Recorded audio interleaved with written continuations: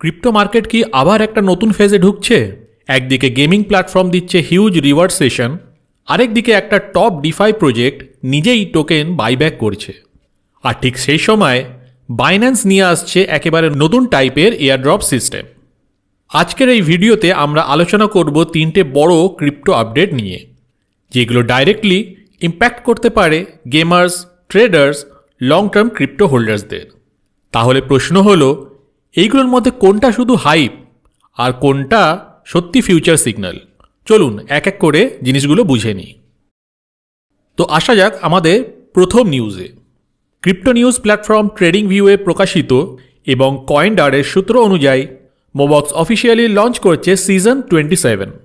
এই সিজন চলবে 10ই ফেব্রুয়ারি থেকে 25শে ফেব্রুয়ারি সকাল 8টা ইউটিসি পর্যন্ত। এটা একটা limited time gaming competition.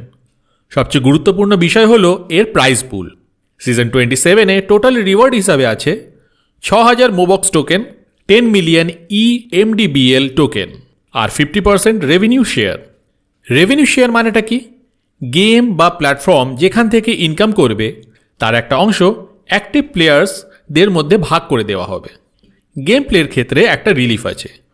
Core game play rules unchanged, মানে আগের মতোই থাকবে, কিন্তু লিডার বোর্ড রিসেট করা হয়েছে।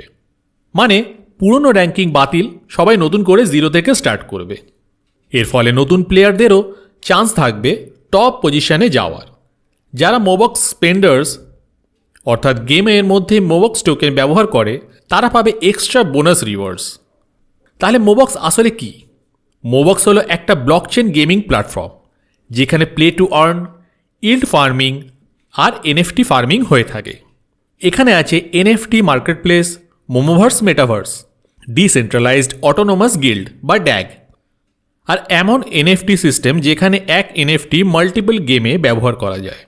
সব কিছুর সেন্টারে আছে মোবক্স টোকেন, যেটা ব্যবহার হয় গেমিং, স্টেকিং, গভর্নেন্স আর রিওয়ার্ড সিস্টেমে।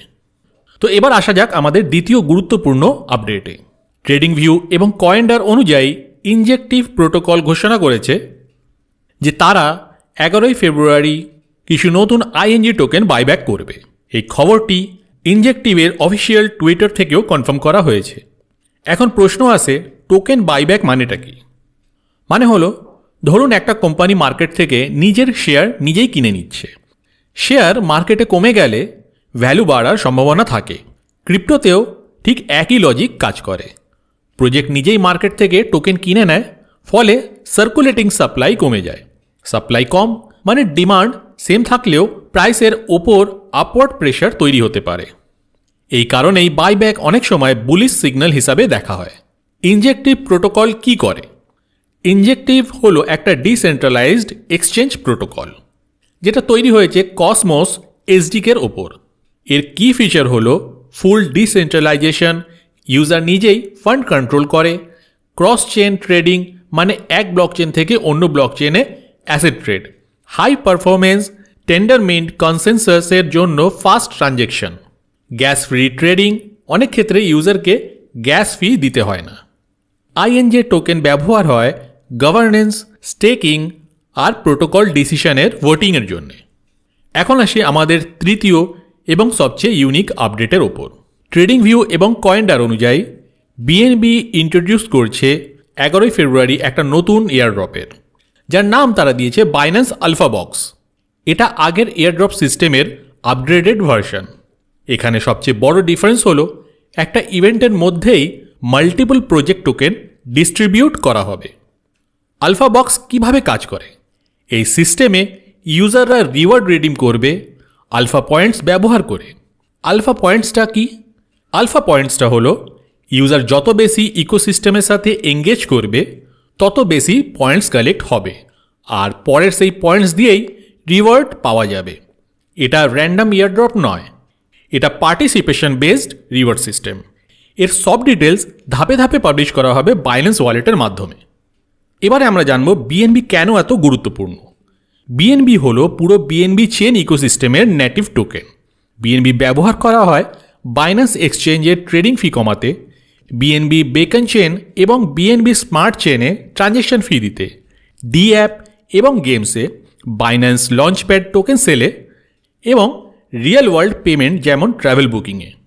সেপ্টেম্বর 2020 পর থেকে বিএনবি তিনভাবে এক্সিস্ট করে, এক BEP2 রূপে, BEP20 রূপে এবং ERC20 ফর্মে।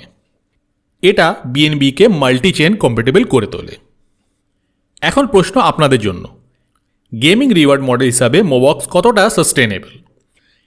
ইনজেক্টিভের বাইব্যাক কি লং টার্ম বুলিশ সিগন্যাল?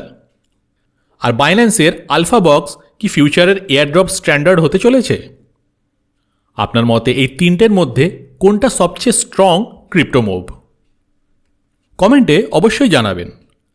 আজকের এই ভিডিও সমস্ত তথ্য নেওয়া হয়েছে ট্রেডিং ভিউ, কয়েনডার, মোবক্স, ইনজেক্টিভ এবং বাইন্যান্সের অফিসিয়াল অ্যানাউন্সমেন্টস থেকে। এরকম ক্রিপ্টো নিউজ আর সহজ এক্সপ্লেনেশন নিয়মিত পেতে চ্যানেলটিকে সাবস্ক্রাইব করুন আর কমেন্টে আপনার ওপিনিয়ন অবশ্যই জানাবেন। তাহলে দেখা হবে নেক্সট কোনো ভিডিওতে।